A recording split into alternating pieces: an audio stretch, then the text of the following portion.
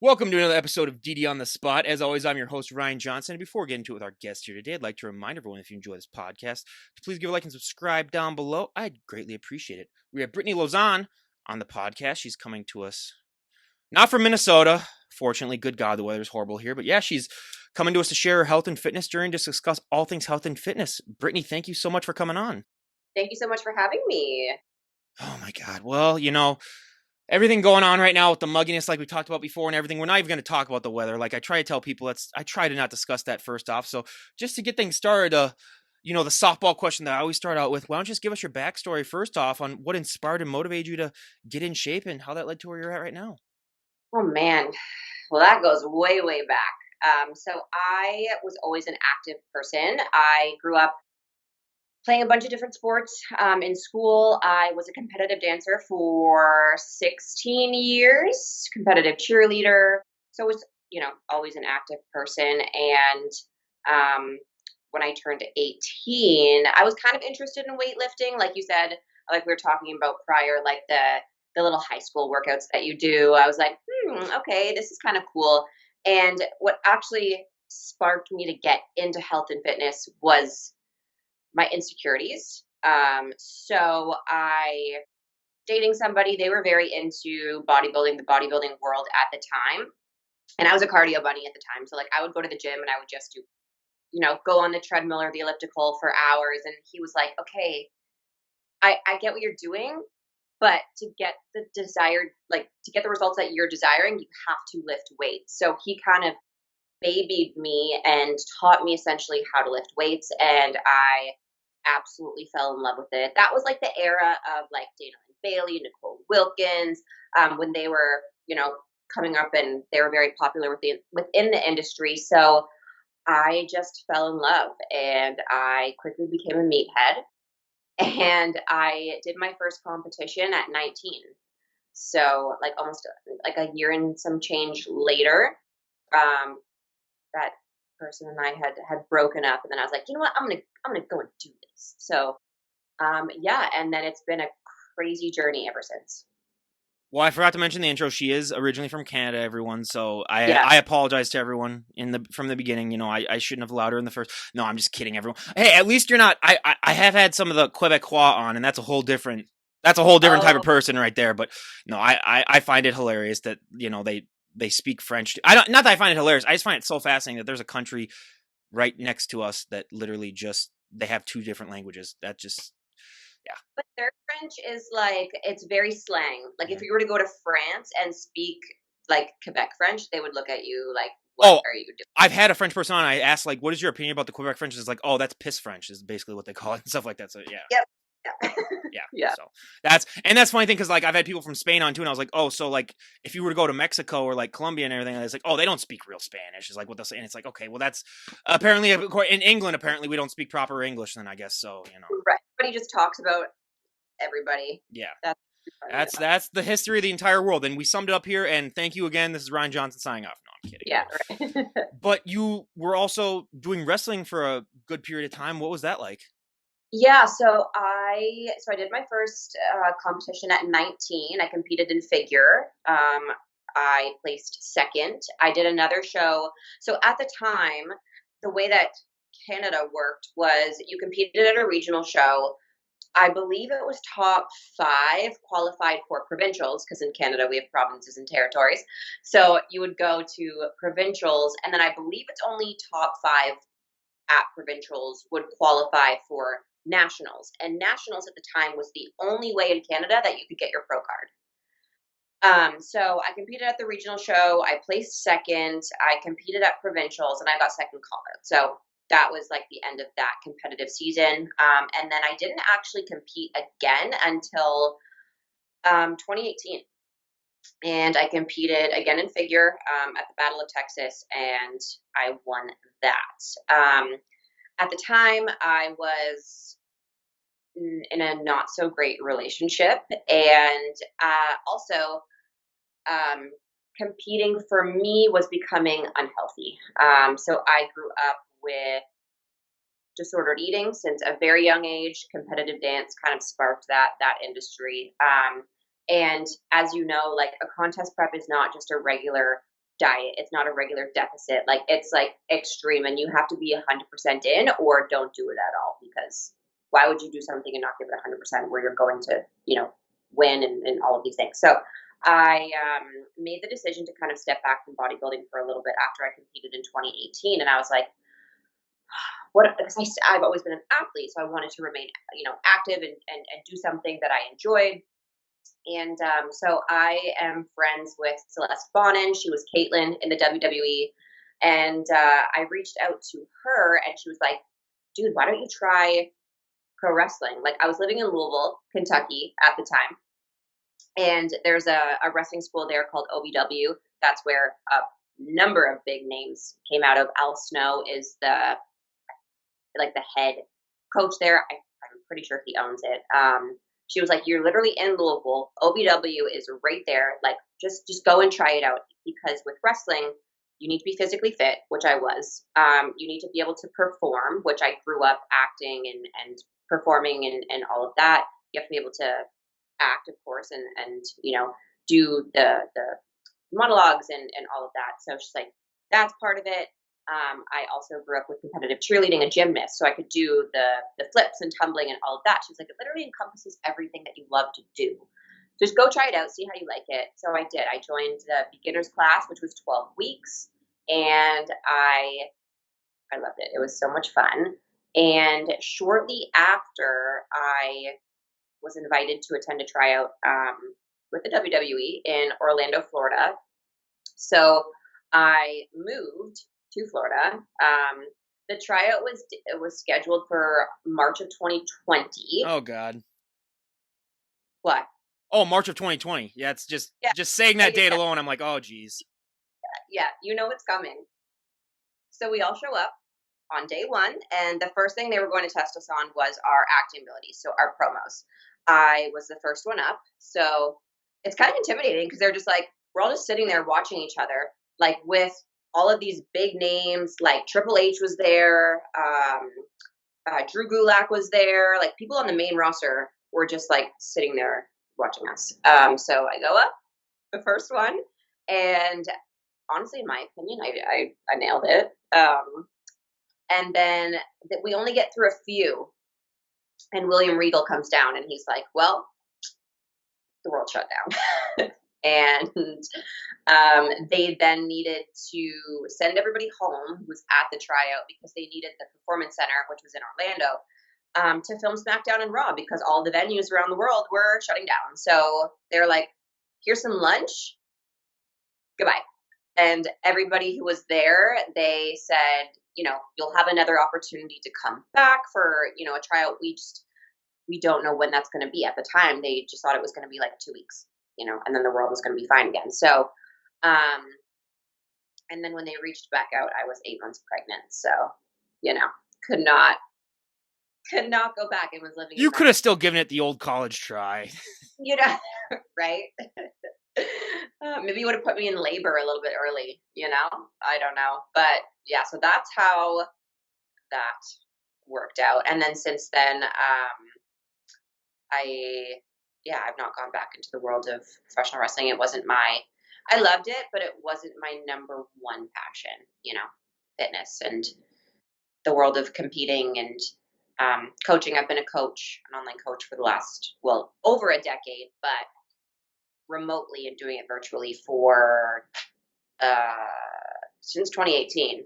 So quite a long time now. I mean, and if you ever thought that training made you sore, good God, if you went into wrestling, geez Louise. Oh, the bruises that I had, like, I was just one giant bruise, and like, not just little bruises, like black and purple bruises, just from running the ropes, just from taking bumps. Like, I remember the first day of training, the first thing they teach you is how to properly take a bump and land so you don't hurt yourself. And we did that over and over and over and over. The amount of like Tylenol and like muscle relaxers that I had to take the next day I was like, I can't, like, I physically don't know if I can go back and do that again, because my body felt so broken. So I mean, if I was a pharmacist, I would just be waiting outside for you guys outside the wrestling arena, and I would just make all my money right then and there. Literally, yeah. Oh yeah, it's crazy. Like, so much respect for those, wrestlers and those people. Yeah. I honestly was not really that much of a fan growing up until I reached kind of like my teens, and then my uncles were really into it when they were growing up. So then they kind of got me into some of the older school stuff, and then I still watch it occasionally now and then. But I was, I do more of the big four sports. But if I see like Raw or anything else on, I'll give it a watch for a couple Right. minutes. But did anything in the wrestling industry, impact your training at all when it came to just your competitive, your fitness training? Yeah, I've competed in bodybuilding. I also I've competed in powerlifting, and obviously with one, bodybuilding is more hypertrophy based because you're building muscle, whereas powerlifting is obviously strength based, so reps are a lot lower, you're pushing for a lot heavier weight. So I kind of had to find that happy medium when I was also doing wrestling training, because I was training multiple times a week in the ring, and I didn't want to then like already feel broken going into those practices. So I really had to lighten things up, just not go crazy, just maintain. Like I couldn't have any physique or like vanity based goals at the time. I just had to continue to move my body to support what I was doing in the wrestling ring, but I could not push at like anything. I had to be very, very careful. Well, and we talked about this a little bit before, but you have a daughter now. It's almost 3 years old. How has being a mom just changed the way that you view health and fitness? It's changed everything. It has changed absolutely everything for me. So I have not competed since 2018, like I said, and my perspective and just like desires for myself and where I'm going with my fitness journey they've changed so much, because as we know, I love bodybuilding. I will always love the sport of bodybuilding. Like the people who are closest around me are very much still in the industry. I love it, and I'll always have such a respect for it. But for me personally, especially being a single mother and like not a co-parent, like it's me 100% all the time. It's exhausting. It's mentally exhausting. It's physically exhausting. I did, however, when I mentioned I competed in powerlifting. So my daughter and I moved. When I gave birth, we were living in Mexico. We crossed over the border to give birth into San Diego, which is a whole other story because we waited in the border for 8 hours while I was having contractions. Anyways, when my daughter was 2 months old, I did an international solo move with a 2 month old and a puppy all the way to back to Florida. Um, like I said, it was just her and I from about 2 months old on. And like I was saying prior, I've always been somebody who's need to stay active in some way, and I'm a little bit psychotic. But I also know that in order to be able to continue to pour into whatever area of your life is demanding energy from you, you need to first take care of yourself. You need to fill your own cup. So I knew, and I would say to myself, like, going to the gym is not selfish. Prioritizing yourself is not selfish. It's actually selfless, because then you'll be able to take care of your child better. But when we moved back to Florida, the gym that I was going to, it was a powerlifting based gym. It was called Gorilla Bench. It's now called Legacy Barbell. Um, my best friend at the time owned it, and there was no child care, however. So my daughter was very young. So my best friend, he bought a pack and play for the gym, like those little like cubes that you put babies in. And I did an entire powerlifting prep, bringing her to the gym with me every day and wheeling her around. I had videos and stuff. It's so cute because she was like my biggest cheerleader. She would just be like standing up, like cheering me on.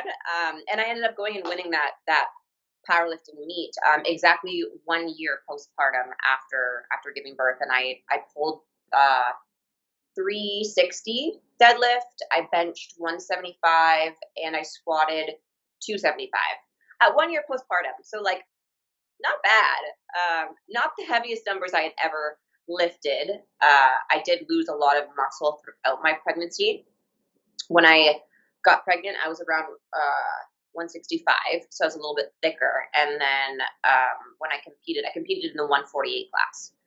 So I was around 148. I'm actually much lighter than that now, but yeah. So that was kind of my journey postpartum into powerlifting and just being a mom. And then I shortly after, I was going to do a bodybuilding prep after that, so I switched to a gym that did have childcare. Um, but I didn't end up going through with that. Again, just because I quickly figured out that being that extreme, don't get me wrong, I'm very disciplined now, obviously, to, maintain a certain look, image, physique-based goals. You have to have both the training and diet. You can't, out-train a bad diet and vice versa. But the extremity with competing was just not good for my mental health.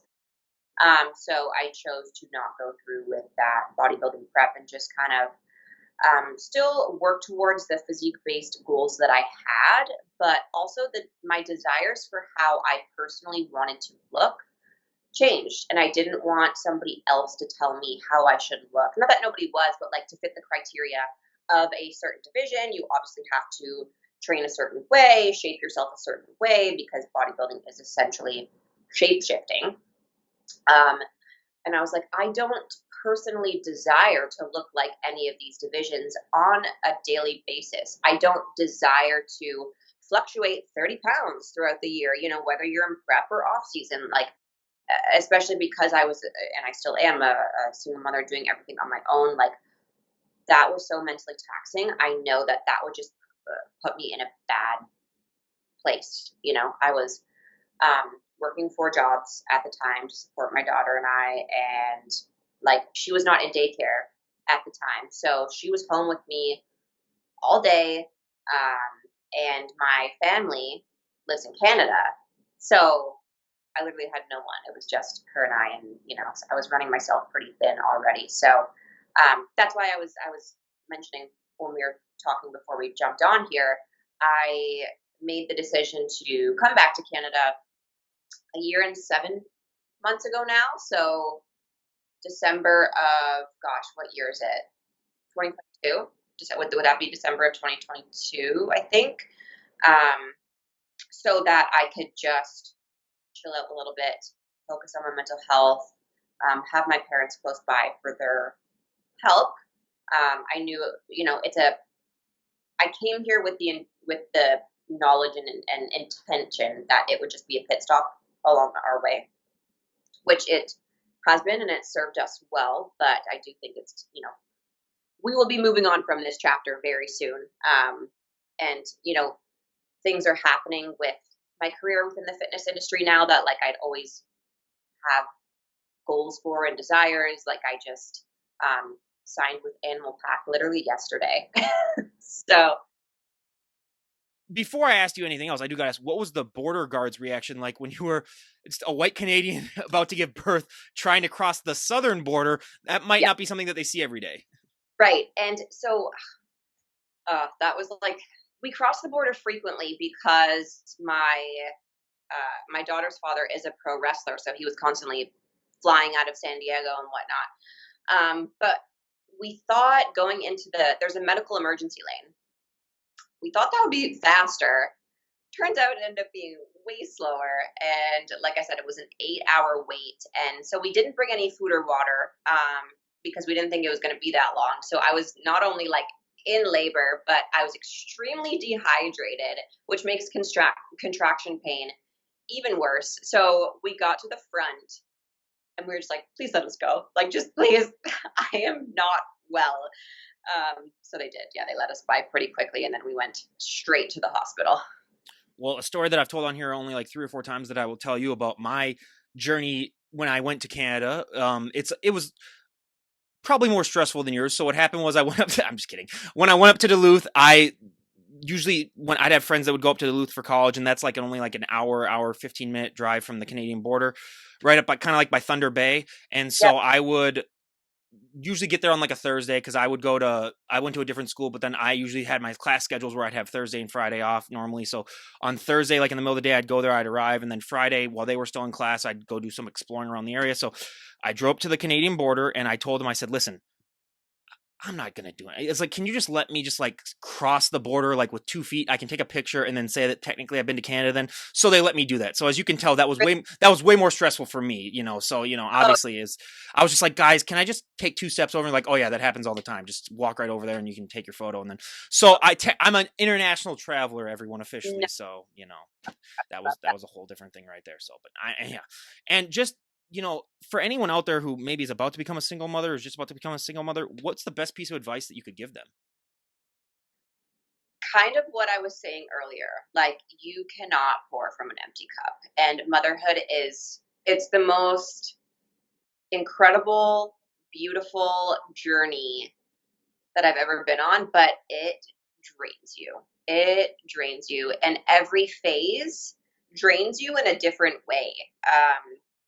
Don't get me wrong, there are different joys to every season too. Like, as you watch them grow, as you watch them, develop and learn new things, like it's like such an incredible journey, but it is absolutely draining. So I would just say, take care of yourself. You are not selfish for prioritizing your wants, your needs, your desires, because the more you fill your cup, I tell this to my clients every day. I have so many like mother clients, like, the more you fill your cup, the better mother you will be, the better partner you will be, the better work ethic you will have. Like, every single area of your life will be positively affected by that, and it will kind of create a snowball effect. So just take care of yourself in all regard, mentally, physically. As soon as I moved back to Canada, like, I really prioritized um, just going to therapy and like healing my childhood wounds so that my daughter would never have to experience some of the same things that I did. And it was hard.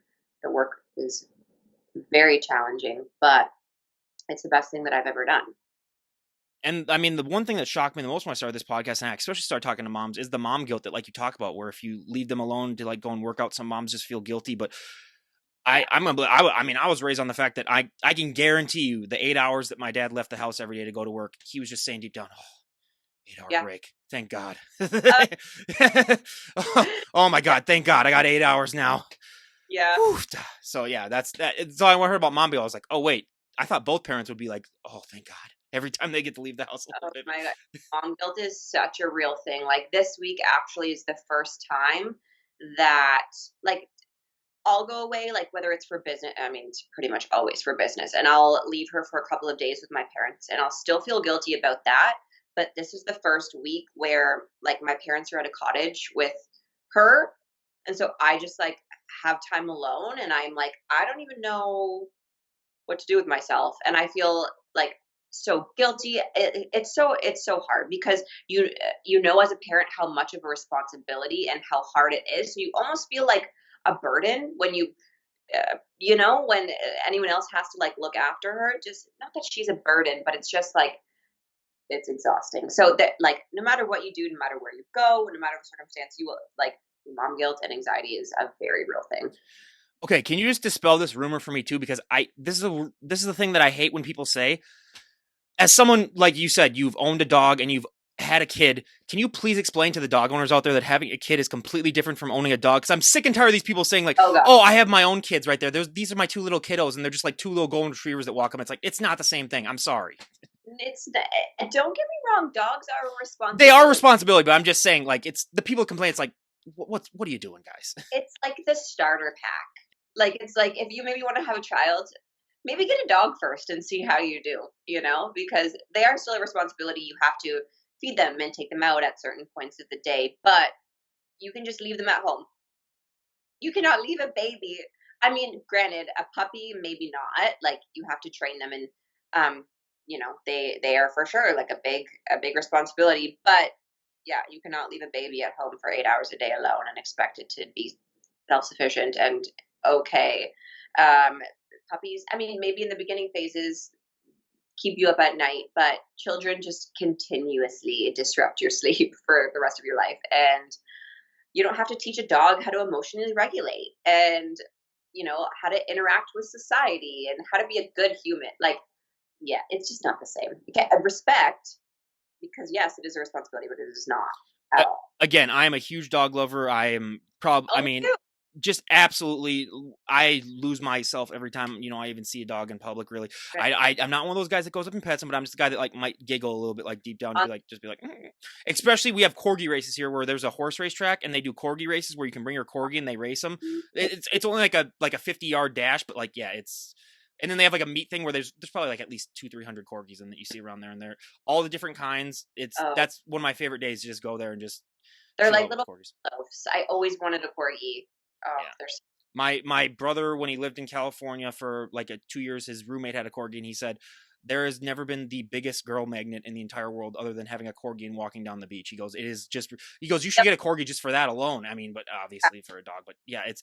I just wanted you to dispel that myth because I hear it all the time. Where like having a kid, having a dog, it's like no, it's again, it's a great responsibility, but it's like it's not even in the It, same realm. yeah.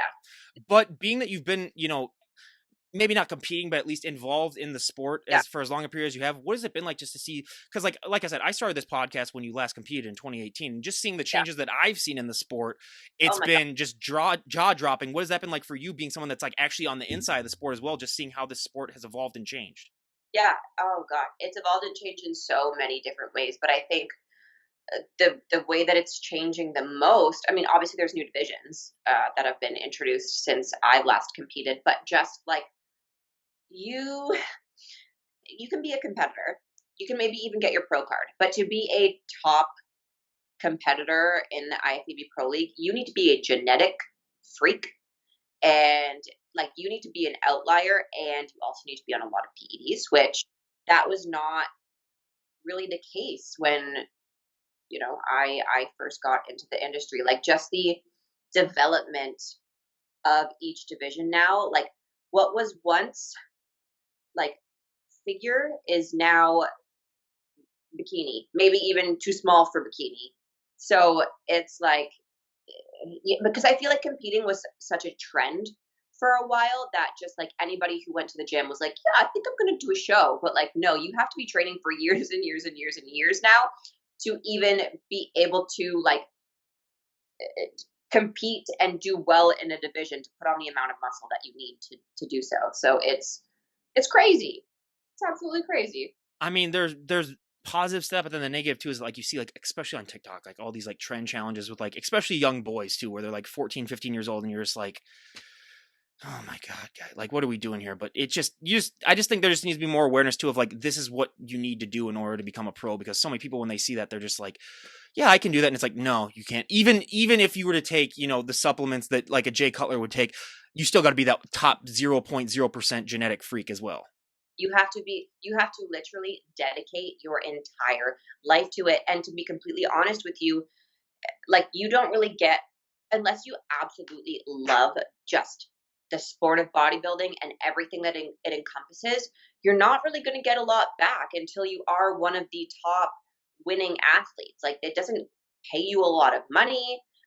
It's like if you're in it for money or the fame or whatever the case may be, like it's going to take you a long time to get there, and at what risk. Like that's another thing that kind of drew me away from competing was like I know now the amount of PEDs that you do need to take as a female to be successful, and these young people I don't think they consider, what if I want to have a family one day, what if, or like the side effects from these things, like they just kind of jump into everything not really thinking about the long term, and then they completely like change and alter the the options that they could have for their life later on. So it's a Yeah. I do coach some competitors, but I've only ever coached in natural federations, or competitors who have competed in natural federations. But even with them, like I have to have a serious talk with them before starting a prep, and I'm like, okay, this is exactly what you're getting into. Um, just be sure before you say yes, you are ready in every aspect. So it's not something that people should take lightly. Well, I've said this a billion times, and I have to say it almost every time this topic comes up, because there are going to be those idiots that just aren't aware of my position already. My position is, I don't care what you do. I don't care. You Right. do whatever you Nope. want. Make your own choices. You're a human being. The only Yeah. three conditions where I will ever call someone out on it is one, if you promote or glorify it. where you're just like, oh my God, it's so great that I'm doing this to yourself. It's like, no, it's not. It's just like if someone who was on like crack or something like that was like, oh my God, crack is so great. Everyone give it a try. And it's like, well, easy there. And then the second one is if you say like, you can look just like me as long as you try my workout program, and you're just like, Yeah, dude, you have veins on top of your veins. Like, come on right. now. Like, and then the other one is if you're a minor too, and then you're obviously like doing any of Yeah, those where it's just like, guys, come on. Like, and I've even told people, it's like, just promise me one thing before you even try anything. Just do your own research and just yeah, make a decision. Don't be that person who just listens to what their coach says, and then just next right, thing you know, they're like, oh my God, I can't have kids now anymore just because I listened to my coach when I was 19. right, right. Or they get these horrible breakouts all over their body, or like I feel like people are just getting into it younger and younger, and they're not even allowing their natural like testosterone levels to develop before they jump on stuff. And it's like, okay, but you're now going to have to be on TRT for the rest of your life. Like, I just don't think people think about the long term. They just think about like the right now and winning right now and what they want to accomplish right now. And they want the sponsorships and they want the this, that, and the other. They just don't think about the long term. And that's honestly why, in my opinion, we've seen so many deaths in the last couple of years because people just think about the now. I mean, yeah, four of my guests died in the last year and a half, and that's when I made a Wow. video about that slowly. It was like I made a video that kind of went viral. I was like, guys, we need to talk about this because this is just like absolutely ridiculous. And then Yeah, it's hilarious though is that all of the bodybuilders supported, and then all the fans were the ones that hate it, and they're like, "Oh my God, you're like so." And I find that's like the bodybuilders, because they know it. Like you'll never meet exactly. a bodybuilder who on the record they might say something different, but then off the record they'll tell you it's like, "Oh my God, yeah, it's ridiculous." But because obviously they don't want to hurt their career, and I understand that. But like it's like people don't understand is that like there's so many people now that have that idea over like, God, things are getting way too extreme right now. Where like we got to dial things back before it gets even worse, and like people just Yeah, start dropping dead on stage. literally, that's like what's to come next, which is absolutely terrifying that we're even close to that. But Yeah. that's where it's going. Yeah. No, Like, absolutely. how much can they push us? How much do they, what can they expect from us? Like before we actually hurt ourselves. No, Yeah, it's scary. yeah, I totally agree. Well, and when we did the first part of the intro, everyone, I messed up because I had this written down. I had ask about tattoos written down as one of my questions. And so when I did the thing, I was like, I said, she's a wrestler, she's a competitor. And then I said tattoos. And I was like, oh crap. We had to redo it. But obviously, even a blind person can probably tell that you have tattoos. Yeah. And I love hearing tattoo stories if you don't mind telling us. So like, what are the reasons behind the tattoos? And yeah. Yeah, so I don't know. I just always knew from a very young age that I wanted to be heavily tattooed. My dad has tattoos. He rides a Harley. I, as a kid, used to love going on motorcycle rides with him. I actually got my motorcycle license last year, and I just always knew. Like I used to grow up watching like the shows on TLC, like Miami Ink, LA Ink. I loved Kat Von D. I was always into very like alternative music too, and people who tend to have more tattoos who are into like the alternative lifestyle. So like as soon as I turned 18 years old, I was like, for my 18th birthday, I am getting a tattoo. And if you talk to anybody who has tattoos, it's like once you start, like you are just doomed for the rest of your life. You don't stop. So that's kind of been my journey. I just started and I really have not stopped and I don't plan on stopping. So yeah. What was the most painful out of all the tattoos? That's a good question. Everybody's pain tolerance is different. Um, Legs for me are just an entirely different sensation. They're so painful. Behind the knee ditch, that sucked really bad. But I don't know if you've seen the tattoo on my back, but it's a lot of blackout work. Um, heavy saturation. I'm actually going next week to get that touched up, and I'm so not looking forward to it. But it was also the circumstances of the day that I got it done. It was a snowstorm, and there was no heat in my tattoo artist's shop, and I was sitting right by the window, obviously with no clothes on. Well, I had pants on, but like no actual shirt on. I just had like a blanket that I was laying on. And that session was about 5.5 hours straight of just blackout work. I was shivering because I was so cold. So like I wasn't relaxed. And so that was probably my most painful experience as a whole. But anytime anyone comes up and talks to me about my tattoo, they always ask about my my neck and my throat I would tattoo. have said that would have been my guess, and that would have been my guess that the neck would have been the hardest. Yeah, they're like, "Oh my gosh, that looks so painful," and I'm like, if I'm being honest with you, I fell asleep in my neck tattoo. Like, I was chilling. Yeah, it was probably one of my least painful. So when you choose the designs, is there a story behind like why you chose certain tattoos? I mean, in the beginning, like, you want like, my first tattoo was, it's 2 hummingbirds, and it has, like, the dates that my nana and papa were born and died, and then it has 3 roses representing, like, their children. And then after a while, you're just kinda like, "I kinda like that, I want it," you know? That looks cool.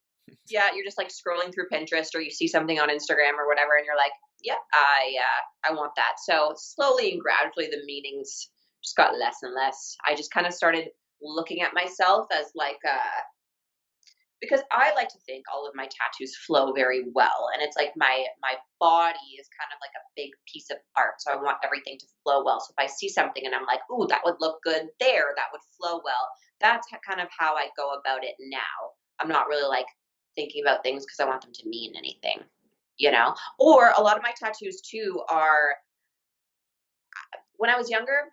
I heard someone said to me like tattoos are kind of like a way.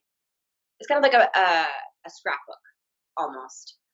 So you look at a tattoo and you like remember where you were at that certain point of your life or like what you were doing. So I have a lot of like tattoos that I've gotten with friends too, just like let's go let's go get tattoos together and just so that when you think back to those memories like it'll bring a smile to your face or whatever. Like I know so many people are like, I don't want to get a tattoo because it's forever and it's permanent. And like, even if we're not friends with that people for those people for the rest of our lives, like it's just something that we can look back on and like smile and remember those good times. So yeah.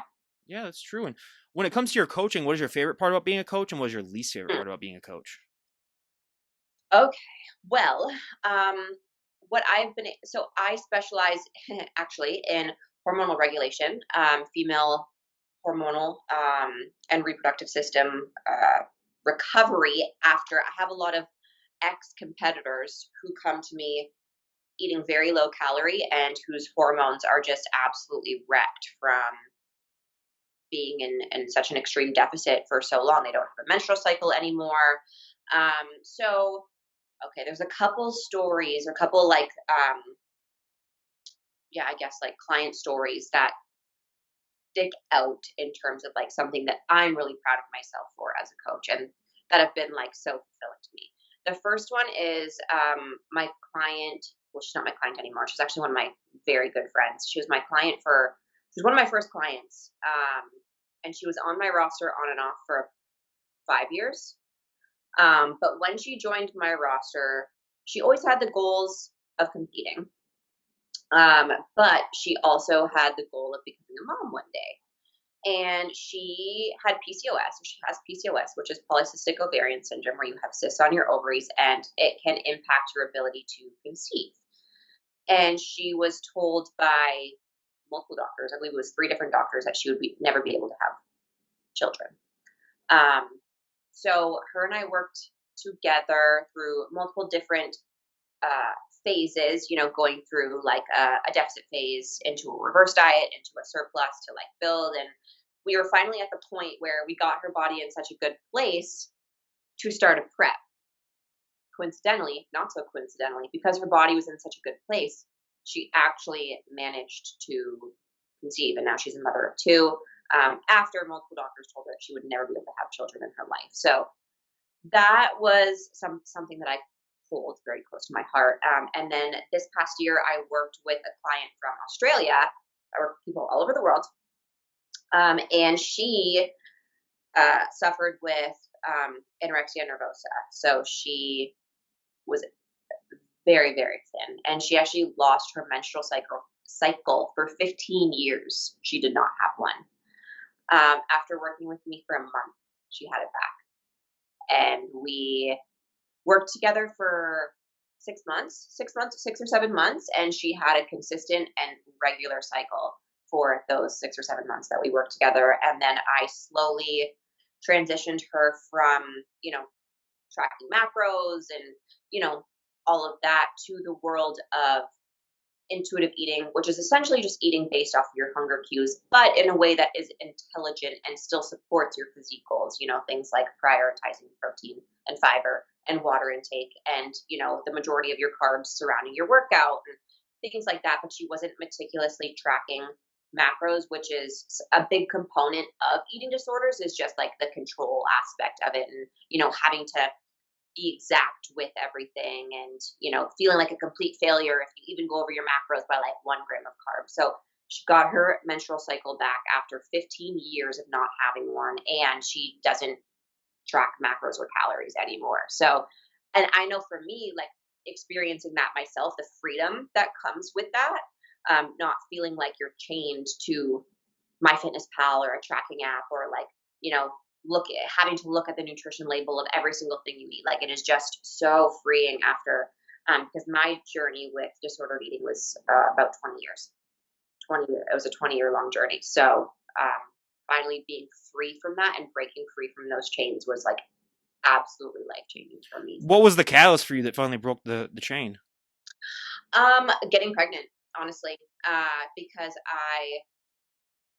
I would say to myself, like, I don't want my future child to be exposed to this kind of behavior. I don't want her to develop, a disordered relationship with food. So she's honestly been the catalyst for so much change in my life, and I'm so grateful for her. So although I want to throw her across the room sometimes, she's the best thing that ever happened to me for so many different reasons. I will never do that, by the way. I will in my head. Yeah. Then we cut to like 2 months later, like Canadian woman throws daughter across Right, room and stuff right, like that. And yeah, no. right. No, but yeah, getting pregnant. That was the first time because I started lifting weights when I was 18. So for 10 years of my life, I was either tracking macros or on some type of meal plan. So when I got pregnant, I was like, I'm just going to let myself be. Because when you're pregnant too, especially in the first trimester, like you don't really have control over what you eat. That baby controls you. And not because you're eating everything, because everything makes you sick. And like the I would just look at chicken breast and I would want to vomit instantly. Like the food aversions that you have, especially in the first trimester, like it is so hard to stick to a meal plan or track macros in that first trimester. The second trimester, absolutely. Like the second trimester is a breeze. So I just said to myself, like, you're just let yourself eat, let yourself be free. Yes, still be intelligent about it. And that was such a because I think I was going into it obviously knowing you're going to get bigger. Your body is going to change, and those were already things that I had accepted. So I was like, this is the perfect opportunity to allow yourself to do so and just kind of like fix your relationship with food. And that's carried on with me for the last 3 years ever since. So Well, I mean, geez, at least you're lucky in one part where I have two brothers. I'm the middle child, as you can probably tell just from talking to me for about 5 minutes. But my mom through each pregnancy, she had that thing where you throw up and she would have it for like 5 months out of the pregnancy. So there were times that my dad would be like, you could see her rib cage just because she was vomiting so much. So yeah, yeah, and I was like, I still even asked the question. I was like, first of all, thank you for having more than one because I wouldn't have been born. But I was like, were you that crazy enough that you're like, that was fun. Let's do that 2 more times. no, I'm good. I'm Yeah. good. One and done. Maybe because I don't know. Maybe my experience has traumatized me because I didn't have a partner to like do this with. Um, but I think I'd be open to like dating somebody with a child or like an older child, but I don't think I want to start from square one again. Or you could be I like my grandma and have 8 kids in 9 years, 8 separate pregnancies. oh Yeah. my how I that just I don't even I can't And the wrap. funny thing was they struggled to get pregnant for like the first 3 years of marriage. And then all of a sudden it just happened. They just magically, I don't know what happened, but I guess, yeah. Boom boom They were popping just out. about to give out. They were just about to give up. And then all of a sudden, yeah, 9 straight years of almost being pregnant. My gosh, bless her. Yeah. Like I didn't get a lot of morning sickness in the first trimester. I experienced nausea, but it wasn't until the third trimester for me because so another symptom of pregnancy is the heartburn and acid reflux. My heartburn was so bad that it was making me throw up on a daily basis. Like I literally felt like my esophagus was on fire. So there's so much like like pregnancy completely messed up my teeth. because your gums become so soft because of the hormonal shifts. Like, I've had to get veneers in my teeth. Like, so many things they don't tell you. They just glorify it, and they're like, the pregnancy glow, and you see all these like cute photo shoots on Instagram, and you're like, wow, that's beautiful. And then you're experiencing it, you're like, I feel like a troll. I feel gross. I feel like it's hard. It is hard growing. God, I mean, that's one of those situations where I wake up every day and I thank the Lord that I was born a man. I'm just like, oh. Yeah, literally. Like, No, yeah. I mean, because I'm engaged with my fiance. We do want to have kids eventually, but I'll be that guy in the waiting room, or I'll be in the room when she's giving birth, and I'll just be flipping through magazines like, try. That's all right. Yeah, you can do it. Yeah, get it done. No, I'm kidding, everyone. But no, that's. And lastly, I asked this question for everyone to sort of wrap things up. If you were given like the God power of being able to change anything about the sport of bodybuilding or just the health and fitness industry in general, and everyone would be forced to go along with it, would be, and it can be more than one if you have more than one.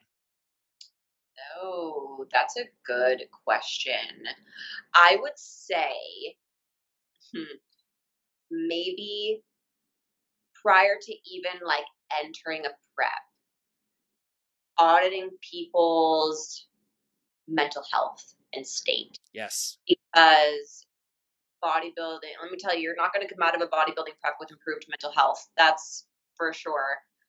And just like, First of all, I just got to interrupt. I assume that everyone I talk to is like severely emotionally damaged if they're competing. First off, I would say 90. it's a joke. It's a joke, everyone, but like it is partially true. What I found, honestly, yeah. But, yeah, I would say I was at that spot myself. Everyone, like I said, I try to compete, so I can say that, being that I once was like that myself. I feel like there's a very small percentage, and those are the top pros who are doing it for all the right reasons, and they just genuinely love the sport of bodybuilding. Those are the psychopaths, though. Like just the absolute psycho. And when I say psychopath, I mean it in a good way. Like you can be a good psychopath. Those are the good psychopaths where you look at them like you're a psychopath, but thank God it's not about like killing people. Yes, but just from my personal experience with my journey, and just from coaching for over the last 10 years, the majority are doing it to fill a void, or they have some type of unhealthy relationship with food or exercise, and they are trying, like, this is their way to make their unhealthy habits okay, because it's bodybuilding is extreme. It's, you need to have full control over every single area. So that's kind of what I would say. Just make sure that people are doing it for the right reasons. Like, not like me, who I was doing it because the first time I competed, I had just gotten out of a breakup, and I'm like, I'm going to do this to prove this guy wrong because he said that I can't. But also, again, just like, yeah, just mine was literally just to look attractive for girls in college too. So again, not the right reason. but like also not the worst reason. Yeah, that's true. But just, yeah, people's mental health, mental states, and like their relationship with food and exercise, making sure it's already in a good place going into it. Yeah, no, and it's I couldn't say that's one of the better answers I've ever heard, because so many times people will just say, they'll make it something about like the judging or anything like that. It's like, no, it's like you got to think about these athletes, because so many people just look at these athletes as just a big hunk of meat basically, when it's just like, no, they're human beings. They have lives, they have responsibilities, and it's like they got to take care of themselves first before. I honestly think, yeah, you should be almost obviously no one's ever in a perfect mental state, but you should be pretty damn close to it before you ever decide to compete. Yeah, I 100% agree. Yeah. Well, and again, everyone, go and check out Brittany. I'll leave a link to her Instagram page down below. Buyer beware, you will get inspired to get off that couch and stop eating all those Twinkies. But again, Brittany, thank you so much for coming on and sharing your journey with us. I was absolutely delighted to talk to you. Yeah, thank you so much for having me. This is honestly really great. I appreciate that. Well, everyone, this is Ryan Johnson, DD on the spot, signing off. Have a great day, everyone.